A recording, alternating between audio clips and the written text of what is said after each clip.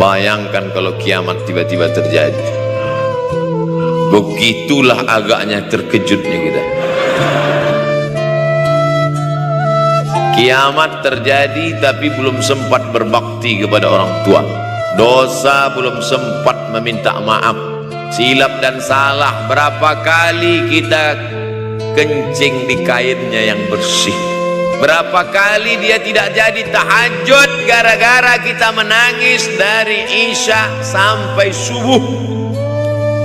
Pakai pengawet nangisnya. Tapi kita tak pernah sadar itu. Kita menganggap kita di dunia ini dibesarkan angin. Kita menganggap kita ini bangsawan, bangsa yang hidup di awan.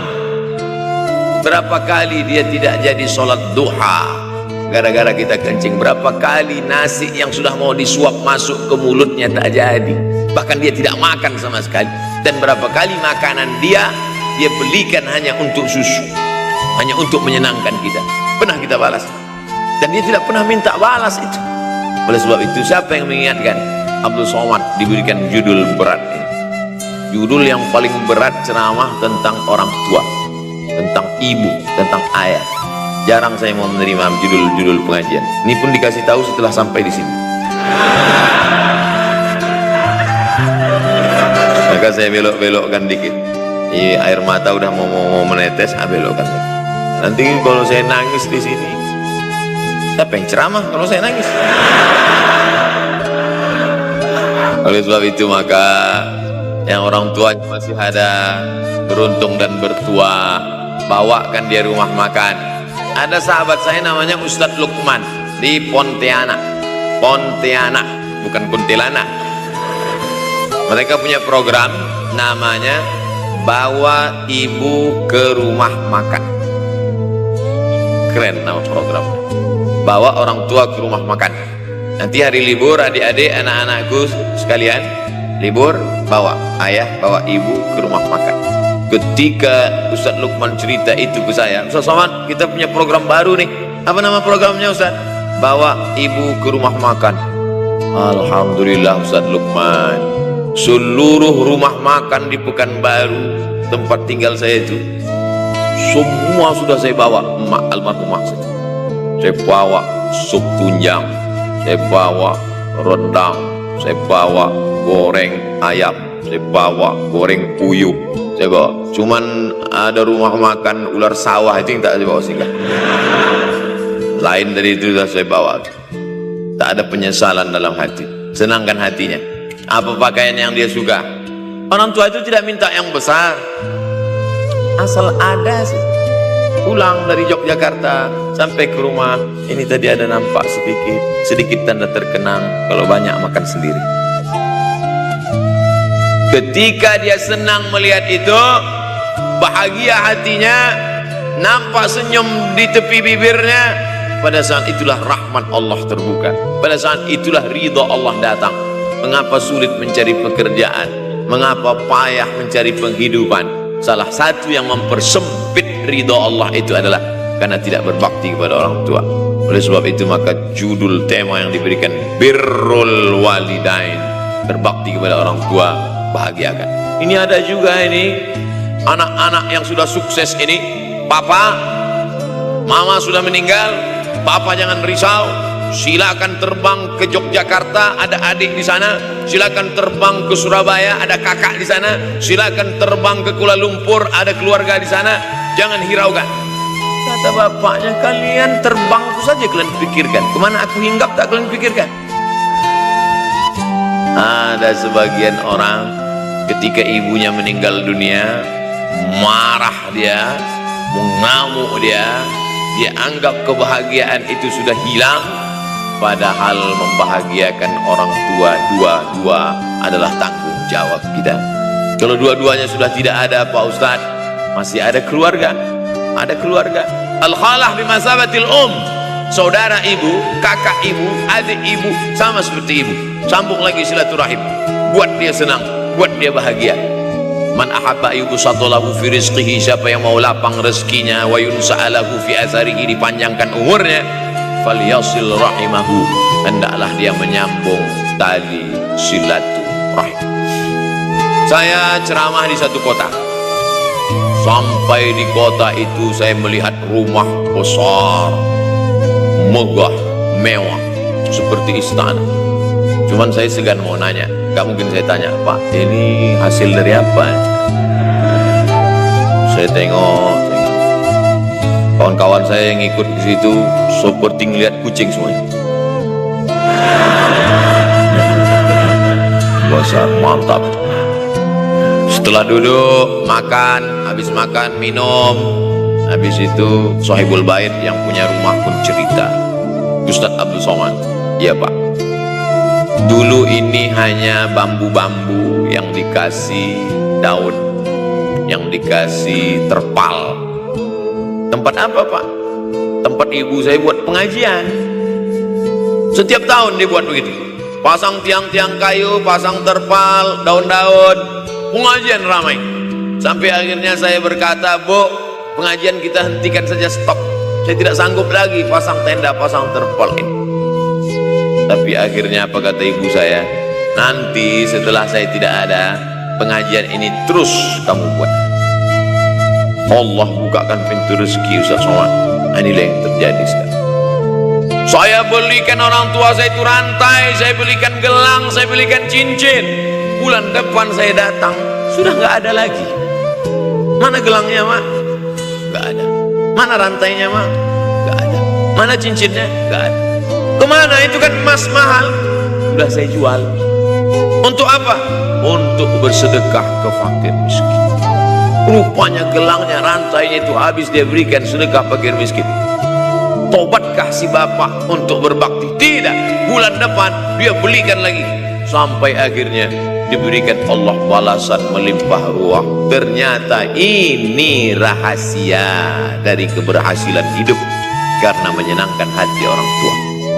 Saya tak sebut nama, saya tak sebut lokasi, tapi yang mau berkunjung nanti saya kasih lokasi tepatnya. Saya kasihkan nanti alamat dari Google, saya kasih, supaya melihat secara nyata. Kalaulah rezeki itu hanya diberikan kepada orang yang bersungguh-sungguh, pergi pagi pulang petang, peras ringan banting tulang, maka tentu yang kaya itu adalah sapi yang membajak dari pagi sampai sore. Kalaulah kekayaan, keberhasilan itu diberikan yang paling pandai memanjat, maka tentu yang kaya itu monyet. Tapi Allah berikan kepada siapa? Yang dia ridhai. Dan penyebab ridha Allah itu adalah karena orang tua yang senang hatinya. Yang sempat durhaka, tidak sempat minta maaf, meninggal dunia dia sudah, apa boleh buat? Kau sudah walking seat di neraka. Yang sudah sempat durhaka, tidak sempat minta maaf, meninggal dunia gara-gara dia pecandu narkoba, pemabuk, pezina, mati. Orang tua dalam keadaan susah. Berapa kali saya ketemu ibu-ibu selesai pengajian, pergi saya ke tempat parkir, ibu tua 70 tahun menangis. Ibu nangis kenapa, Bu? Anak saya Pak Ustadz. Kenapa dia? Disuruhnya saya jual tanah. Mama jual tanah. Untuk apa mama megang tanah? Udah tua aja pun jual. Mestinya anak itu yang menyenangkan hatinya di hari tuanya, bukan malah menyuruh jual tanahnya. Jual tanah supaya dia bisa bangun rumah, jual tanah supaya dia bisa menyekolahkan anak-anaknya. Na'udzubillah. Sudahlah tidak membahagiakan, malah menyusahkan. Ustaz, anak saya nyuruh saya jual tanah saya supaya dia senang, supaya dia dapat duit. Gimana nih Pak Ustaz? Mungkin si ibu berharap saya menjawab, ibu sabar aja ya Bu, sabar ya. Ibu salah tanya Bu. Kalau mau sabar cari ustadz lain, ada spesialis sabar, bukan saya. Begitu dia kasih tahu, anak saya maksa saya jual tanah saya. Pak Ustadz gimana? Mana alamat rumah anaknya? Mana? Mana? Saya mau datang. Mana? Anak durhaka, neraka jahanam tempat kau.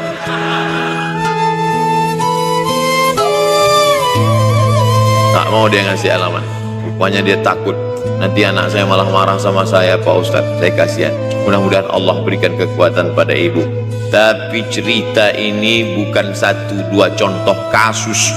Ternyata zaman sanggup memperkarakan pengadilan hanya karena sebatang pohon kayu. Atau cuma saya yang dapat berita aja? Adik-adik ada juga dapat kiriman itu? Sanggup memperkarakan sebatang pohon kayu. Padahal kalau kau jual semua kebunmu itu, belum tentu dapat menebus. Datang seorang laki-laki mengadu kepada Nabi Muhammad SAW. Ya Rasulullah, ini bapak saya ini kurang ajar sekali. Bapaknya kurang ajar? Diambilnya harta saya ya Rasulullah. Gimana ini ya Rasulullah? Apa kata Rasulullah SAW? Anta wa maluka li abik. Anta sampai ke tempat kita jadi ente. Anta wa maluka, ente, harta ente, li abik, punya bapak. Jangankan hartamu yang di rumah itu, dirimu pun punya bapak. Nabi membela, seolah-olah Nabi berkata, apa yang diambil itu belum ada apa-apanya dibandingkan melepuh kulitnya untuk memberikan engkau sesuap makanan yang halalan thayyibah. Orang yang durhaka pada orang tuanya, insya Allah anaknya juga akan durhaka kepada dia. Oleh sebab itu maka jangan pernah durhaka. Kalau sempat durhaka lalu kemudian meninggal dunia dia Pak Ustaz, sudah meninggal pun tetap masih bisa berbakti. Pertama dengan doa, kedua dengan sodakoh. Kalau kebetulan rezeki banyak sodakoh. Kalau tidak ada rezeki melimpah, doa. Bangun malam, Rabbi firli wali walidayya warhamhuma kama Rabbi firli, ya Tuhanku ampunkan aku, wali walidayya, ibu dan ayahku, warhamhuma, sayangi mereka berdua, kama, sebagaimana Rabbayani shaghira, sebagaimana mereka mendidik aku.